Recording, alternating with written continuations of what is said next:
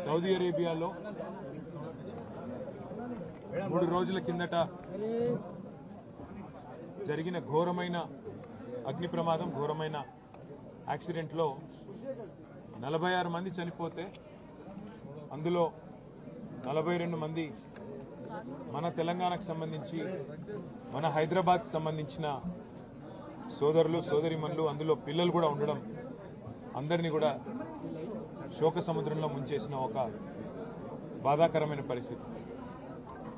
ఇవాళ ఒకటే కుటుంబంలో ఇక్కడ ముషీరాబాద్ నియోజకవర్గం అడిక్మెట్లో ఒకటే కుటుంబంలోని 18 మంది సోదరులు, షేక్ నసీరుద్దీన్ గారి కుటుంబ సభ్యులు, అందులో దాదాపు 9 మంది చిన్నపిల్లలు అందరూ కూడా మరణించడం అనేది ఎవరు కూడా తీర్చలేనంత పెద్ద దుఃఖం ఇవాళ కుటుంబానికి వచ్చింది. అందుకే వారికి కొంత ధైర్యం చెప్పడానికి, వారితో పాటు తెలంగాణ సమాజం మొత్తం కూడా ఉన్నది.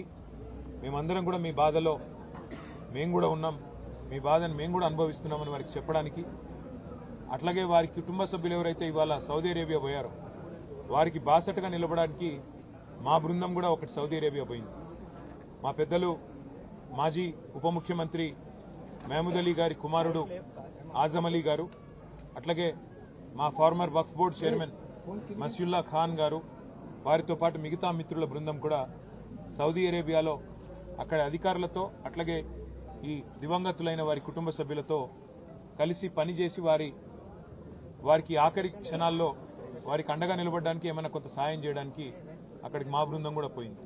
ఇవాళ వారి కుటుంబ సభ్యుల్ని ఇక్కడ పరామర్శించి వారికి ఏ రకమైన సహాయం కావాలి అన్న మా స్థానిక నాయకత్వం, మా ముఠా గోపాల్, మా ఎమ్మెల్యే గారు, అట్లాగే మా పెద్దలు మహమూద్ అలీ గారు, మా శ్రీనివాస్ యాదవ్ గారు, మేమందరం కూడా మీకు అండగా ఉన్నాము.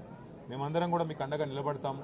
భవిష్యత్తులో కూడా, ఈ రోజే కాదు భవిష్యత్తులో కూడా మీకు ఏ అవసరం ఉన్నా కూడా పార్టీ ఉంటుంది. కేసీఆర్ గారు మమ్మల్ని అందరినీ పంపించారు మీ దగ్గరికి అని చెప్పి ఈరోజు వారి దగ్గరికి రావడం జరిగింది. వారు చెప్పింది ఒకటే, అన్న ఈ దుఃఖ సమయంలో మా కోసం ప్రార్థనలు చేయండి. ఈ శుక్రవారం అన్ని మసీదులలో కూడా ఆ చనిపోయిన వారి కోసం వారికి ఆత్మ శాంతించాలని చెప్పి ప్రార్థించండి అని మాత్రమే అడిగారు, మమ్మల్ని ఏమీ అడగలేదు.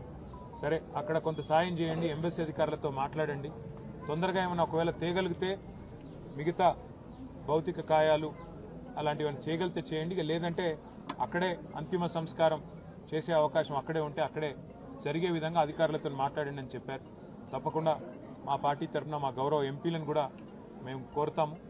ఉన్నతాధికారులు, దౌత్య అధికారులు, భారత దౌత్య అధికారులతో కూడా మాట్లాడి వారికి అక్కడ సహకరిస్తామని చెప్పి కూడా చెప్పడం జరిగింది. వారి ఆత్మలు శాంతించాలని, చనిపోయిన వారి కుటుంబ సభ్యులు ఎవరైతే దివంగతులైన వారు, ఇంత పెద్ద దుఃఖం ఎవరికి రాకూడదు.